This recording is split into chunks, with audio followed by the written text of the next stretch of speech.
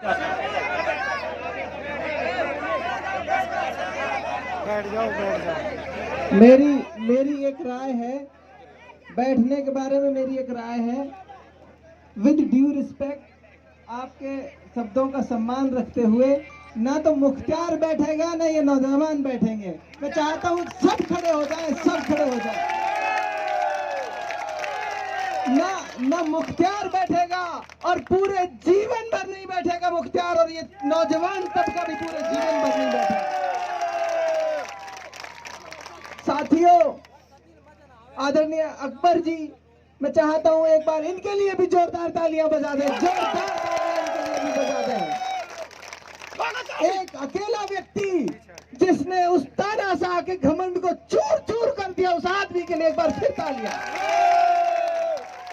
और इनकी सरपरस्ती में, इनके बढ़ाए हुए हौसले के दम पर आज आपका भाई, आपका साथी उस तानाशाह के सामने इस मजबूती से खड़ा रहा।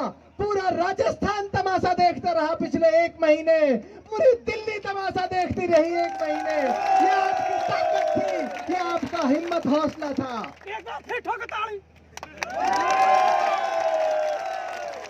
इंकलाब, इंकलाब, इंकलाब। हमारे सामने पहाड़ की तरह कोई चुनौती आ जाए, पहाड़ के जैसी, उस पहाड़ के जैसी चुनौती को भी उछाल कर और छलांग कर उसके पार जाएंगे इंशाल्लाह। साथियों, जो मान सम्मान, जो प्यार आप साथियों ने लावड़ा की इस सरजमीन पर मुझे दिया, मैं पूरे जीवन भर इस प्यार का, इस मान सम्मान का पूरे जीवन भर मान रखने का काम करूंगा, इसका सम्मान रखने का काम करूंगा। पूरे जीवन भर मैं ये मोहब्बतें, ये प्यार आपका भुला नहीं पाऊंगा पूरे जीवन भर। एक बार मेरी तरफ से उन तमाम नौजवानों के लिए जो नौजवान कल रात करीब 12 बजे चलकर कामा गए, अकबर जी 2 गाड़ियां भरकर नौजवानों की और जिम्मेदार लोगों की 2 गाड़ियां भरकर रात करीब 12 बजे के आसपास मुझे फोन करते हैं, सीए साहब, मुख्तियार भाई, हम आपसे मिलना चाहते हैं, आप कहाँ मिलेंगे? मैंने कहा कामा वाले दफ्तर पे हूँ। तो वो साथी यहाँ से गाड़ी लेकर चले करीब 10:30 बजे, और 12 बजे मेरे पास वहां जब पहुंचे, उनके चेहरों पर जो मुस्कुराहट थी, उनके चेहरों की जो रौनक थी, उनकी आंखों में जो चमक थी, वो तब्दीली की गवाही दे रही थी। वो कह रही थी कि इस बार बदल कर रख देंगे सिस्टम को, इस बार बदल कर रख देंगे। उन्होंने कहा हम प्रोग्राम करना चाहते हैं अपने गांव में। मैंने कहा जिस दिन जिस समय आप कहोगे उस दिन मुख्तियार आपके घर और आपके गांव में हाजिर हो जाएगा। तो उन साथियों के लिए दिल की गहराइयों से मैं सलाम करता हूं, सल्यूट करता हूं। आपसे भी चाहता हूं उनके लिए एक बार जोरदार तालियां बजा दें, उन तमाम साथियों के लिए। एक बार और ठोक दियो। अब साथियों, ये जो लड़ाई शुरू की थी, ये जो लड़ाई की शुरुआत की थी, आप जैसे बहुत ऐसे लोगों ने जो चाहते थे कि इस इलाके में तब्दीली आए, इस इलाके के हालातों में सुधार आए। और शायद मैं खुशनसीब समझता हूं खुद को कि इनकी जमात में मैं शामिल हो गया, इनके जैसे ख्यालात मेरे हैं। मैंने कहा मैं आपके इस लड़ाई का सबसे छोटा बेटा हूं, आपका छोटा भाई हूं। मैं भी चाहता हूं कि आपके साथ कंधे से कंधा मिलाकर इस लड़ाई में लड़ूं और आपके साथ शरीक हो जाऊं।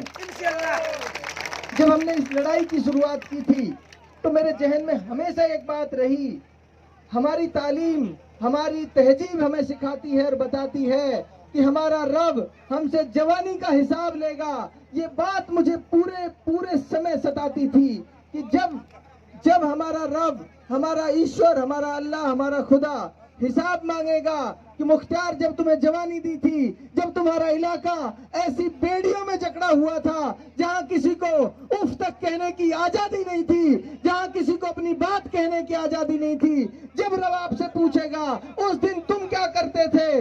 मैंने सोचा उस दिन अल्लाह के सामने शर्मिंदा नहीं होना पड़े, उस दिन रब के सामने शर्मिंदा नहीं होना पड़े कि रब तो आपने जवानी तो दी थी लेकिन हम तमाशा देखते थे, वो मंजूर नहीं था। मैंने सोचा नहीं, इस जवानी का हिसाब लिखेंगे, इस जवानी की कहानी लिखेंगे और निकल पड़े इस रास्ते पर कि अपने इलाके को इन तानाशाहों से और इन बेड़ियों से आजाद करा कर दम लेंगे। इस सोच के साथ निकले।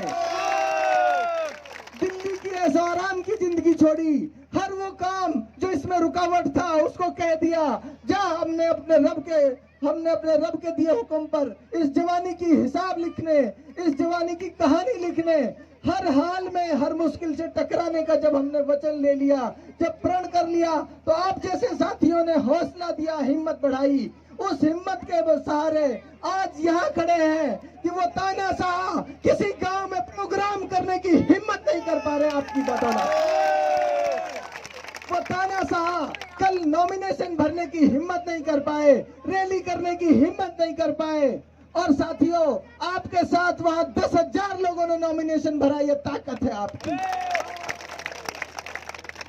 अब मैं जब इस लड़ाई को आप तमाम नौजवानों की दुआएं, आप तमाम नौजवानों की जो ताकत है, वो जब इस लड़ाई को यहाँ तक ले आई है, यहाँ इसको छोड़ेंगे नहीं, इसको अंजाम तक पहुंचा के रहेंगे, इसको अंजाम तक पहुंचा के रहेंगे। आप लोगों ने जो ख्वाब देखा था, आप जिम्मेदार लोगों ने जो ख्वाब देखा था कि हमारा नेतृत्व कोई ऐसा आदमी करे जो गरीब आदमी की पीड़ा भी समझता हो, जो समझता हो कि बेटियों के लिए शादियां कैसे की जाती हैं, जिसको पता हो कि एक बाप 4 साल कर्जे में कैसे दबा रहता है शादी करके। ऐसा आदमी नहीं चाहिए जो ये कहे कि दिल्ली में शादी करेंगे, 50-50 हजार आपके घर से उगा के ले आओ। ऐसा आदमी नहीं चाहिए। आदमी ऐसा चाहिए जिसको ये पता हो कि एक बाप जब बच्चों को पढ़ाता है तो कैसे कैसे पैसे का इंतजाम करता है। एक ऐसा आदमी चाहिए जिसको ये पता हो कि बाप जब बेटी की शादी करता है तो उसको कर्जे में कितने साल दबे रहता है। ऐसा आदमी हमें चाहिए। तो साथियों, मुझे लगता है वो तमाम पीड़ाएं, वो तमाम दुख दर्द जो आपने झेले, वो सब हमने भी झेले। और अब जब स्थिति ये है कि डर का ऐसा माहौल है, कोई आदमी घर से बाजार गया तो पता नहीं कि वो घर आएगा कि नहीं आएगा। पुलिस उसको पकड़ के बिठा लेगी, पुलिस कहेगी कि अब 5 लाख रुपए लिया जब छोड़ेंगे, नहीं तो तमाम मुकदमे लगा देंगे। आपसे वादा करके जा रहा हूं, आपको वचन देकर जा रहा हूं, मुख्तियार विधायक बना, किसी पुलिस वाले की हिम्मत नहीं होगी मेरे इलाके के आदमी की तरफ उंगली करके दिखा दे। किसी बिजली वाले की हिम्मत नहीं होगी, वो टंकी के नाम पे मेरे इलाके के लोगों से 5 पैसे ले जाए, किसी की हिम्मत नहीं होगी। मेरे इलाके के किसी एक आदमी का 5 पैसा अगर नाजायज जगह खर्च होगा, मुख्तियार को तकलीफ होगी। मुख्तियार के गिरेबान पकड़ लेना, आप मुख्तियार के गिरेबान पकड़ लेना कि आपकी वजह से, आपके होते हुए हमारा 5 पैसा नाजायज मुकदमे में चला गया, नाजायज जगह चला गया। साथियों, मैं जब रास्ते से निकल कर आ रहा था, पहले मैं गाड़ी के ऊपर खड़ा था, तो साथियों ने मुझे पकड़ के बिठाया कि रास्ता बहुत खराब है, बैठ के चलना पड़ेगा, नहीं तो गिर जाएंगे। और ये इसी गांव की नहीं है, पूरा इलाका, पूरी विधानसभा क्षेत्र की इससे भी बदतर, इससे भी बुरी हालत है। मुख्तियार जब विधायक बनेगा, 5 साल बहुत थोड़ा पीरियड है ये समझने का, 5 साल में कुछ बिगड़ेगा नहीं। इनको जब हमने 70 साल दिए, इनसे पूछा क्या हमने आज तक, सिर्फ 5 साल में आपको ये पता चल जाएगा कि